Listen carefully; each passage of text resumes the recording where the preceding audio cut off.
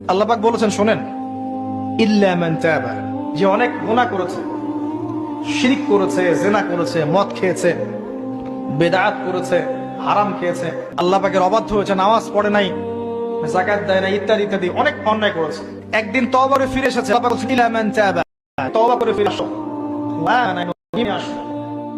ওয়া আমিলা আমালান সালিহান, এবং এখন থেকে সৎ আমল করা শুরু করলো, হোক সে নারী বা পুরুষ, যে কেউ, যে কোনো বয়সের, যে কোনো বর্ণের, যে কোনো ভাষার, যে কোনো দেশের, এগুলো কিচ্ছু যায় আসে না আল্লাহ পাকের। ইন্নাল্লাহা লা ইয়ানজুরু ইলা আজসামিকুম ওয়ালা ইলা সুওয়ারিকুম ওয়ালাকিন ইয়ানজুরু ইলা কুলুবিকুম ওয়া আমালিকুম। আল্লাহ পাক শুধু কলব দেখেন, আমল দেখেন, রক্ত মাংস বর্ণ এগুলো দেখেন না। আল্লাহ পাক ফিরে এসেছে, ঈমান এনেছে, আমল সালেহ করেছে। আল্লাহ পাক বলেছে উলাইকা, এরাই তারা, ইউবাদদিলুল্লাহু সাইয়্যাতিহিম হাসানাত, এরাই সেই ব্যক্তি যাদের সমস্ত গুনাহকে আমি আল্লাহ নেকি পরিবর্তন করে দেব।